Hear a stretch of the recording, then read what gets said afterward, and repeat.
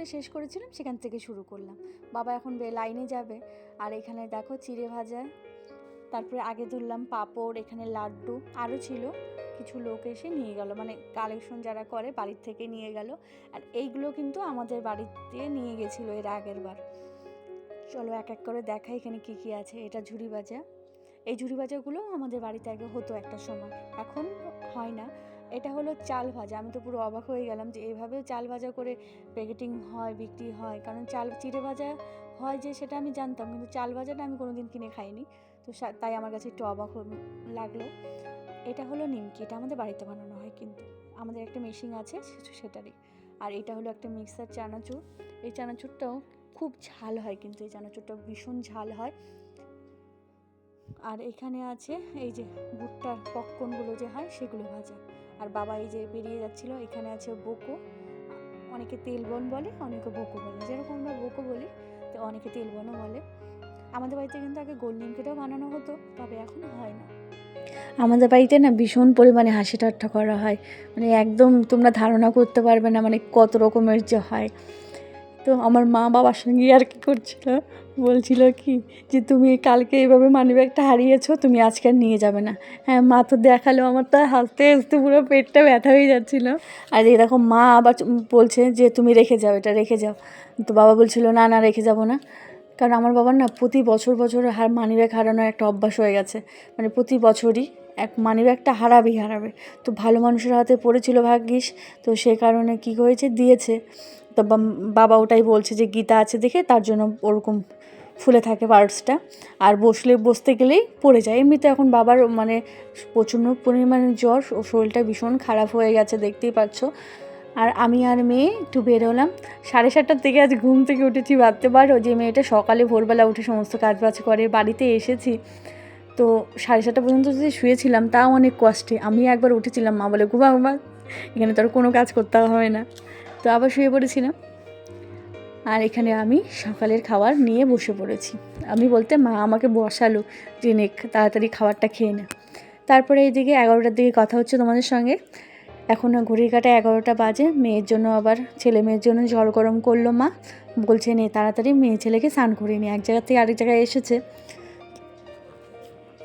তো মা বলছিল দাঁড়া আমি আগে জলটা কলপারে গিয়ে দিয়ে আসি, তারপরে তুই ওদেরকে স্নানটা করিয়ে দে।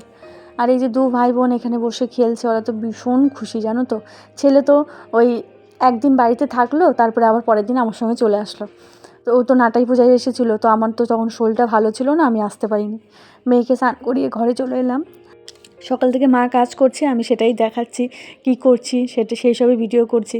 আমি বললাম না মা, এরকম ব্লগ আশা করি আমার বন্ধুরাও একদম পছন্দ করবে না। কারণ অন্যরকম ব্লগ 1 দিন 2 দিন 3 দিনের দিন আশা করি ভালো লাগবে না। বললাম মা আমি চচ্চড়িটা আজকে রান্না করি, তোমাকে করতে হবে না। মা বললো মা তো করতেই দেবে না। মা বললো আচ্ছা ঠিক আছে তাহলে কর। এখানে আমি জিরে ফোড়ন দিয়ে দিলাম, পেঁয়াজ ফোড়ন দিয়ে দিলাম, তারপরে দিয়ে দিলাম টমেটোটা কিন্তু কাঁচা পাকা টমেটোটা এটা। আর তখন কিছু কাকিরা এসেছিলো, গল্প করছিলাম, তো সেটা আর তোমাদের সঙ্গে শেয়ার করিনি। মানে আমি যখন সবজি বানাচ্ছিলাম চচ্চড়িটা, তখন এসেছিলো, তখন আবারও সবজি বানানো বাদ দিয়ে তো তখন আবার গল্প করছিলাম। সে কারণে এখন ওই কটা বাজে বলো তো, এখন 1টা বাজে। কারণ আমি ভিডিওটা, ওনারা চলে গেল, আমি ভিডিওটা পাবলিশ করে তারপরে আমি আবার রান্নাঘরে চলে এলাম। চচ্চড়িটা একটু দিয়ে নাড়াচাড়া করে দেখো মাছগুলো ভেজে রেখেছি, সর্ষে বেটে নিয়েছি, সর্ষে রসুন আর কাঁচা লঙ্কা। তো এখন আমি এটাকে দিয়ে ভালো করে একটু মিশিয়ে ঢেকে রাখবো। আর আমাদের গ্যাসের বাড়ির উনানের পাওয়ারটার থেকে কিন্তু আমাদের এই বাড়ির গ্যাসের পাওয়ারটা অনেকটাই আমাদের গ্যাসের পাওয়ারটা বাড়াতে হবে। খুব তাড়াতাড়ি এখানে না রান্না হয়ে যায়। আমার ছেলে মেয়ে কী করছে বলো তো, ওখানে দুজন বসে মাছ ভাজা খাচ্ছে। তো এদিকে আমি এই যে ঢেকে দিলাম। আমি এই চচ্চড়িটা রান্না করে স্নান করবো। মা বলছিল তুই স্নান কর গিয়ে, আমি করছি। আমি বললাম না, এই দেখো হয়েই গেছে। মা তো ভাত করেই নিয়েছে, আর সকালে তরকারি আরও আছে এই যে এখানে। আমার জন্য মা আবার জল গরম বসালো, বোঝো কাণ্ড। আমি কোনো দিন বাড়িতে জল গরম করে স্নান করি না। ছেলে মেয়েকে আমি স্নান করে এসে ঘুম পাড়ানোর চেষ্টা করলাম, কিন্তু দুজনের একজনও ঘুমালো না। এদিকে মা আমাকে ডাকছে, বলছে ভাত বেড়েছি আয় খেয়ে নে। হ্যাঁ, শুভ দুপুর বন্ধুরা। তো এখন খাবো ভাত। স্নান টান করে আসলাম।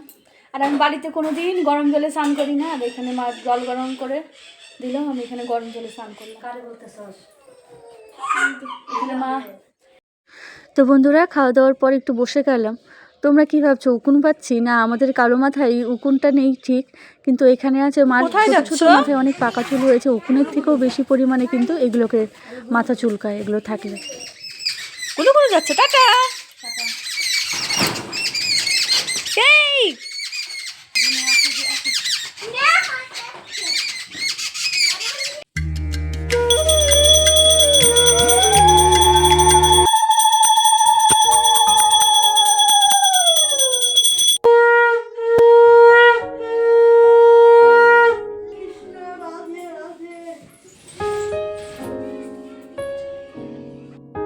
শুভ সন্ধ্যা বন্ধুরা।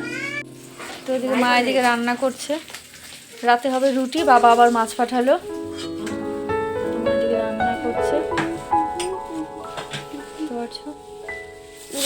সুজি, আর এখানে আমাদের সুজি রান্না হলো, রাতে হবে রুটি।